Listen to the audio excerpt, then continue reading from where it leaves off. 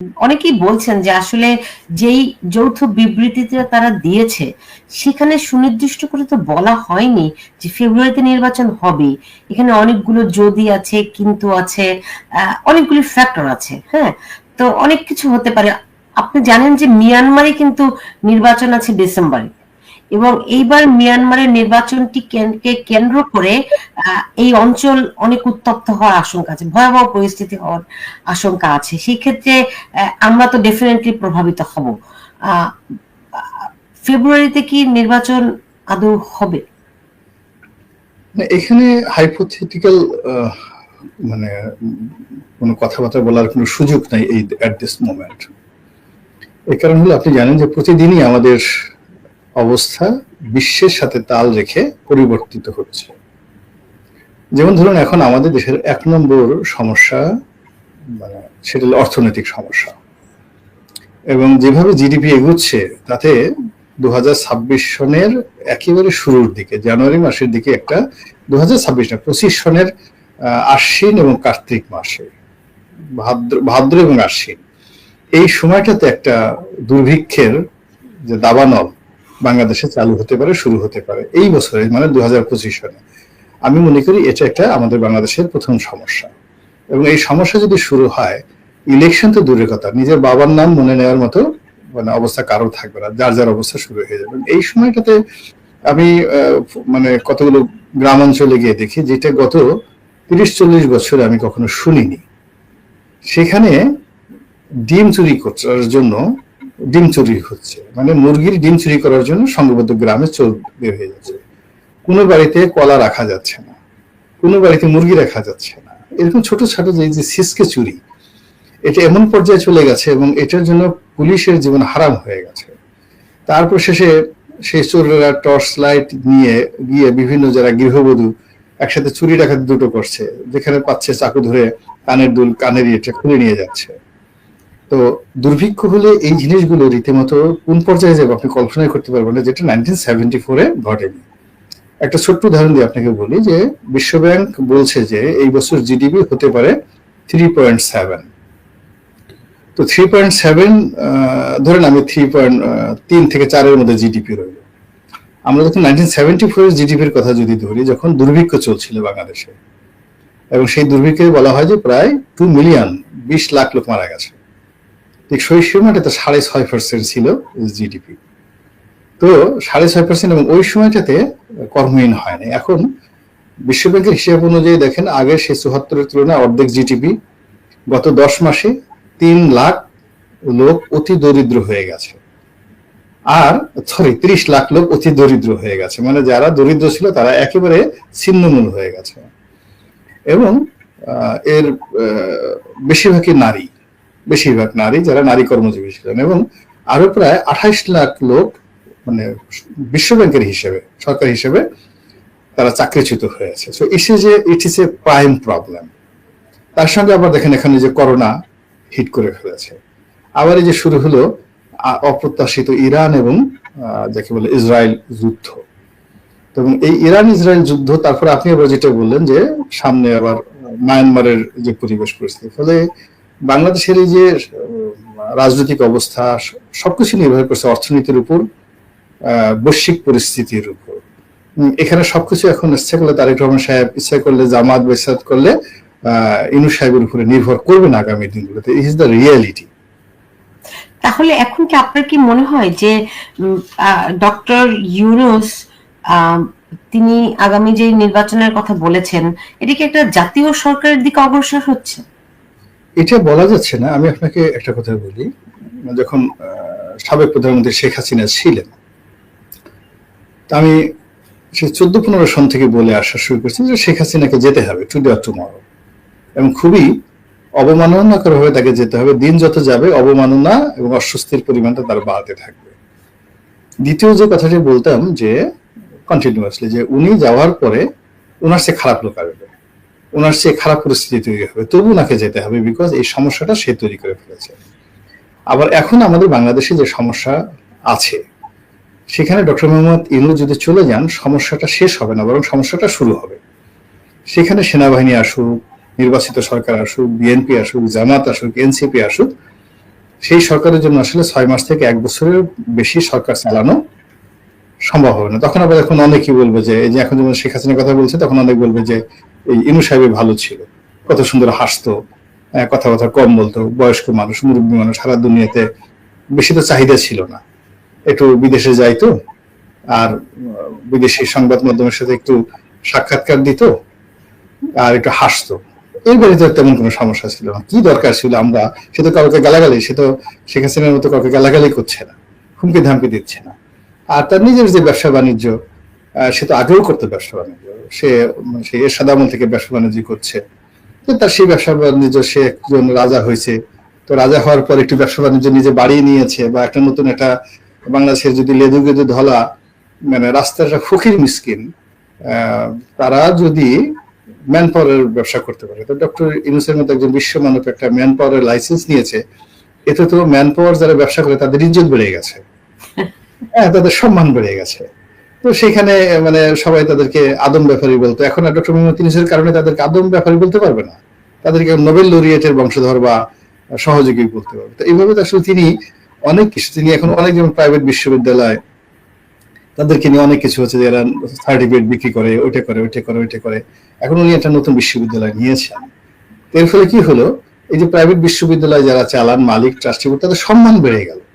আপনি পজিটিভ অর্থে যদি নিয়ে যান, তখন এই লোকগুলো এখন গালাগালি করছে, তখন যখন ইউনূস সাহেব চলে যাবে তখন তারা চোখে মরিচ লাগিয়ে বলবেন যে হাই আল্লাহ করলাম, সেই তো ভালো ছিল, সবচেয়ে ভালো ছিল। সে তো কখনো আগে যেভাবে মানে প্রধান উপদেষ্টা হওয়ার আগে খদ্দরের পাঞ্জাবি পরতেন, হওয়ার পর বেচারা খদ্দরের পাঞ্জাবি পরছেন, কিন্তু নতুন স্যুট কিনেন নাই, কোট কিনেন নাই, এমনকি একটা কেটস পাঞ্জাবি কেন বলছেন, এটা হচ্ছে গ্রামীণ চেক বলেন,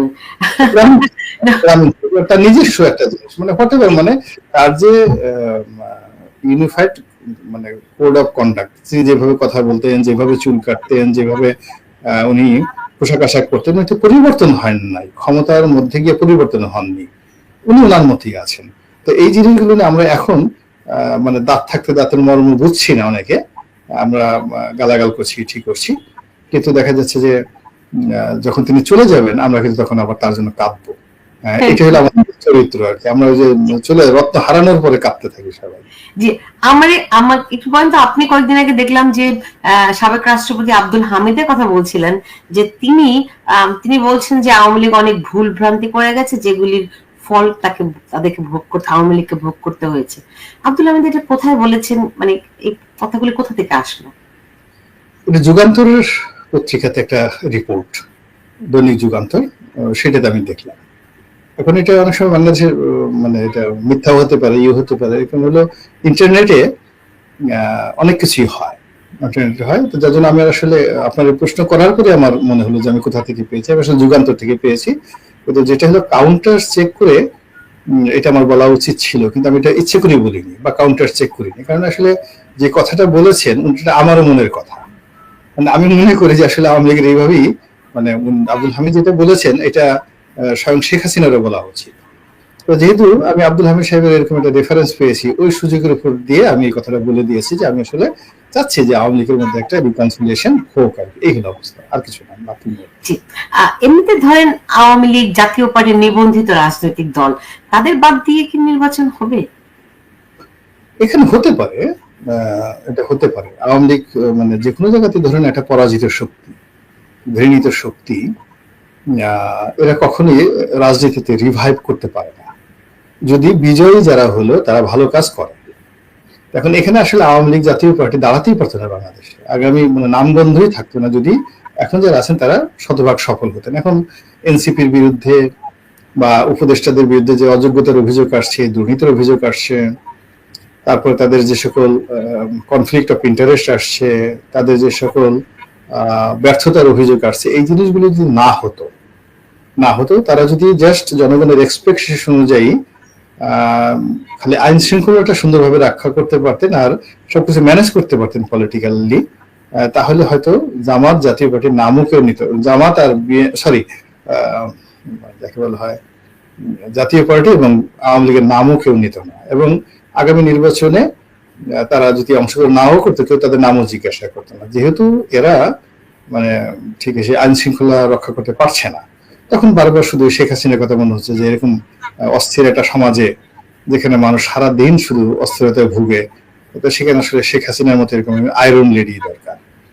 তারপর শেষে এরশাদ সাহেব চলে যাওয়ার পরে রংপুরের লোকজন বলছিল যে তাদের ছেলে কন্ডিশনার। এখন বাংলাদেশ তো রাজনৈতিক বিশ্বাসটা এমন একটা ব্যাপার যে বরিশাল, পটুয়াখালী, ভোলা থেকে শুরু করে দক্ষিণাঞ্চল, এরপরে যশোর, খুলনা, নড়াইল, সাতক্ষীরা থেকে শুরু করে গোপালগঞ্জ, বৃহত্তর ফরিদপুর, এই এলাকাটা আসলে আওয়ামী লীগ।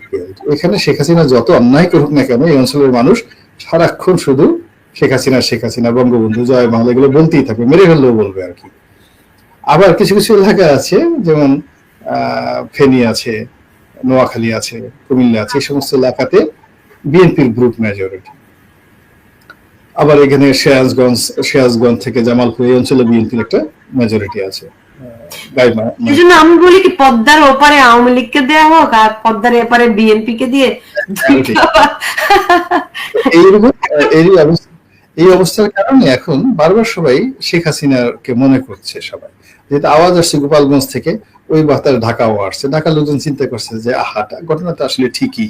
এই যে এখন চাঁদা আগে দিতে হতো 300 টাকা, এখন সেখানে 3000 টাকা চাঁদা দিতে হয়।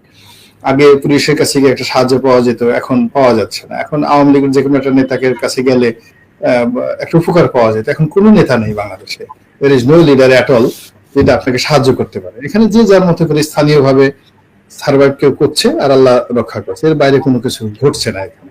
এটা হলো রিয়ালিটি। তো এই সমস্ত কারণে কি হচ্ছে, আগের সরকারের কথা মানুষ স্মরণ করছে, কিন্তু ইট ডাজ নট মিন যে আওয়ামী লীগের খুব জনপ্রিয়তা বেড়ে গেছে আর আওয়ামী লীগ এখন রাস্তায় নামলে মানুষ ভোট দেওয়ার জন্য লাফিয়ে পড়বে এবং ফুলের মালা নিয়ে আওয়ামী লীগের লোকজনকে স্বাগত জানাবে। আমি এখন পর্যন্ত তার কোনো নমুনা দেখি নেই। এখনো আওয়ামী লীগের অনেক লোককে দেখলে মানুষ রাগ হয়ে যাচ্ছে। Is the reality. এখনো যদি আওয়ামী লীগের যে সমস্ত লোক পালিয়ে আছে, তারা মাঝে মাঝে দেখবেন যে এলাকাতে যায় এবং ওখানে এনসিপি বা কোনো সাধারণ লোক থাকে, মানে দেখলো বিএনপির লোক থাকে না, ওখানে সাধারণ মানুষ চিৎকার চেঁচামেচি শুরু করে।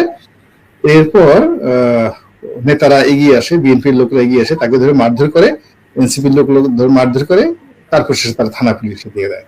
এই ঘটনা অহরহ সারা বাংলাদেশে ঘটছে। বিকজ অনেক চেয়ারম্যান থেকে শুরু করে মেম্বার, ছোট ছোট, এমনকি চৌকিদারের যারা লোকজন আছে চৌকিদার পদে, এরাও ওই দুষ্টামি করেছে মারাত্মক।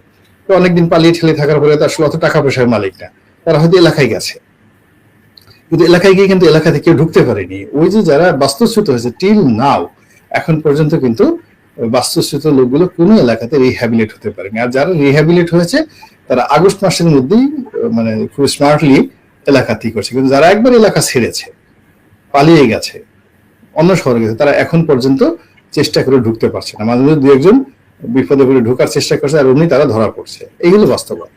জি, বর্তমান সরকারের সেফ এক্সিট কিরকম হতে পারে তাহলে? বর্তমান সরকারের আমার কাছে মনে হচ্ছে যে সেফ এক্সিট হবে না। তাদেরকে তাদের পরিণতি ভোগ করতে হবে, তাদেরকে শক্তিমত্তা নিয়ে ক্ষমতা টিকতে হবে এবং সেই শক্তিমত্তা নিয়ে ক্ষমতা থেকে তাদেরকে যেতে হবে। কিন্তু তারা যদি কারো কাছে দুর্বল হয়ে যায়, নতজানু হয়ে যায়, তাহলে শেখ হাসিনা পালানোর সুযোগ পেয়েছে, বা তাদের সেই সুযোগটা হবে কিনা আমি এটা বলতে পারবো না। বিকজ মানুষের মধ্যে খারাপ জিনিসগুলো এগুলো জ্যামিতিক হারে বাড়তে থাকে, যেমন মব সংস্কৃতি এই সময়টাতে শুরু হয়ে গেছে। এরপরে সম্মানিত লোককে অসম্মান করা, যে কোনো বৈধ জিনিসকে অবৈধ করে দেওয়া, যে কোনো অন্যের মালিকানাধীন যে কোনো একটা জিনিসকে নিজের গ্রহণ করে সেই চেয়ারে বসা। যেমন আমার একটা অফিস আছে, এখন বাংলাদেশে আমার এই অফিসের সত্তা স্বাধীনতার পর থেকে আমি সেই 2025 সন পর্যন্ত এই অফিসে কেউ ঢুকবে, এই অফিস দখল করবে, এই অফিসে আমার অফিসে আমাকে মারধর করে আমার চেয়ারে বসবে, এটা আমরা কেউ বাংলাদেশে এই জুলাই আগস্ট বিপ্লবের আগে কল্পনা করতে পারতাম না। কিন্তু এখন দেখা গেল যে দিব্যি এরকম অসহরহ ঘটনা ঘটছে, টেলিভিশন কেন্দ্রগুলো দখল হয়ে যাচ্ছে, পত্রিকার মালিকানা, সাংবাদিক থেকে শুরু করে সবকিছু এখানে মানে দলীয় ক্যাডার পান্ডারা সেখানে ঢুকে যাচ্ছে। বড় বড় গ্রুপ অফ ইন্ডাস্ট্রিজ তারা টাকা দিয়ে পয়সা দিয়ে এই তারপরে শেষে তাদের অস্তিত্ব বজায় রাখতে হচ্ছে। এরপরে ব্যাংক বিমা থেকে শুরু করে সব জায়গাতে মানে এই যে যা কিছু হচ্ছে এগুলোর একটা ক্রোধ, মানে আওয়ামী লীগ জমানাতে এগুলো তো আওয়ামী লীগ জমানাতে হয়নি। সেই ধরেন আলম 6টা ব্যাংক দখল করেছে, সেখানে একটা প্রক্রিয়া ছিল, একটা সময় ছিল, একটা নিয়ম ছিল, সেখানে সরকারের ডিজিএফআই থেকে শুরু করে অনেকগুলো প্রতিষ্ঠান মানে এই প্রক্রিয়ার সাথে জড়িত, এবং 1 বছর বসে তারা প্রস্তুতি নিয়েছে। কিন্তু সেই ইসলামী ব্যাংক তাদের দখল করতে একদিন সময় লাগে। তো যার জন্য এই যে জিনিসগুলো হয়ে গেছে, এই জিনিসগুলোর একটা